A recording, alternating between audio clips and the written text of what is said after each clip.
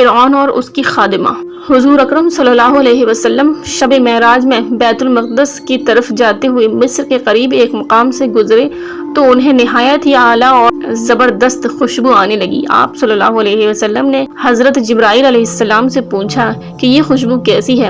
جواب ملا کہ فرعون کی بیٹی کی باندی مشاطہ اور اس کی اولاد کی ایک قبر سے آ رہی ہے۔ پھر حضرت جبرائیل علیہ السلام نے اس کا قصہ بیان کیا کہ مشاطہ فرعون کی بیٹی کی خادمہ تھی اور وہ خفیہ طور پر اسلام لا چکی تھی۔ ایک دن فرعون کی لڑکی کو کنگھی کرتے ہوئے اس کے ہاتھ سے اتفاقاً کنگھی گر پڑی۔ وہ اٹھانے لگی تو اس کی زبان سے بے ساختہ بسم اللہ نکل گیا۔ اس پر شہزادی نے کہا کہ تو نے آج عجیب کلمہ بولا، رب تو میرے باپ فرعون ہی ہے، تو پھر تم نے یہ کس کا نام لیا ہے؟ اس نے جواب دیا، فرعون رب نہیں بلکہ رب وہ اللہ ہے جو مجھے اور تجھے اور خود فرعون کو روزی دیتا ہے۔ شہزادی نے کہا، اچھا تو میرے باپ کے سوا کسی اور کو اپنا رب مانتی ہے؟ اس نے جواب دیا، ہاں میرا، تیرا اور تیرے باپ سب کا رب اللہ تعالیٰ ہی ہے۔ شہزادی نے اپنے باپ سے کہلوایا، وہ سخت غضبناک ہوا اور اسی وقت اسے برسر دربار بلوا بھیجا اور کہا، کیا تو میرے سوا کسی اور کو اپنا رب مانتی ہے؟ اس نے کہا کہ میرا اور تیرا رب اللہ تعالیٰ ہی ہے جو بلندیوں اور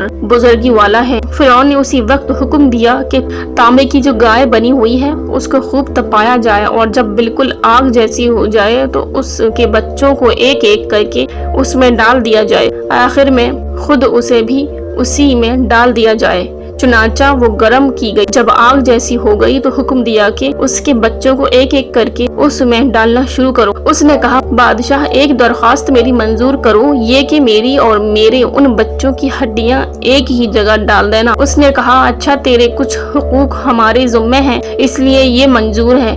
اس کی دونوں بچیاں اس کی آنکھوں کے سامنے اس میں ڈال دی گئیں اور وہ فوراً جل کر راکھ ہو گئیں۔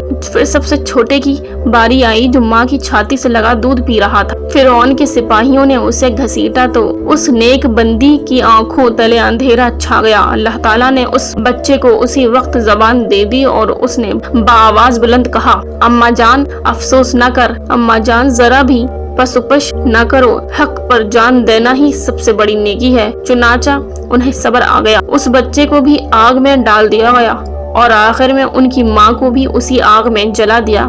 یہ خوشبو کی مہکیں اسی کے جنتی محل سے آ رہی ہیں۔ سبحان اللہ۔